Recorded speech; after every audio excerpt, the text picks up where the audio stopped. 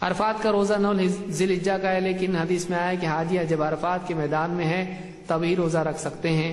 آپ کا جواب ہندوستان کے لیے ذی الحجہ کا ذکر کیا ہے، تفصیل سے سمجھائیے۔ دیکھیے، اللہ کے نبی صلی اللہ علیہ وسلم نے یہ نہیں کہا کہ حاجی جب عرفات میں ہوتے ہیں اس دن لوگ روزہ رکھیں، تو اس کا یہ مطلب ہوگا کہ آج جب ٹی وی، ٹیلی ویژن اور موبائل کا دور ہے، اس سے پہلے جتنے زمانے تھے بتائیے، عرب میں روزہ رکھا جا رہا ہے، عرفات کا دن ہے، تو انگلینڈ والوں کو، چین والوں کو اور ہندوستان والوں کو کیسے معلوم پڑتا تھا؟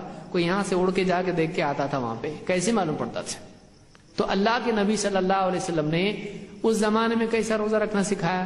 اس زمانے کے لوگ آج سے 50 سال پہلے ہندوستان میں کیسا روزہ رکھتے تھے لوگ؟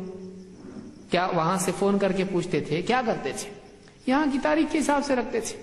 9 ذی الحجہ کو روزہ ہوتا ہے، وہاں 9 ذی الحجہ ہے، وہاں وہ رکھیں گے، یہاں ہمارا ہے ہم رکھیں گے۔ اگر آپ یہ قید لگاتے ہیں کہ جس دن حاجی وہاں پر عرفات میں ہے اس دن ہوتا ہے، تو آپ بتائیے آج سے 100 سال پہلے اور نبی صلی اللہ علیہ وسلم کے زمانے سے لے کے آج سے 100 سال پہلے تک جتنے روزے لوگوں نے رکھے وہ کیا حساب سے رکھے؟ کیسے معلوم پڑا ان کو آج حاجی عرفات میں ہے کہ نہیں معلوم پڑتا تھا؟ تو سارے روزے غلط ہیں۔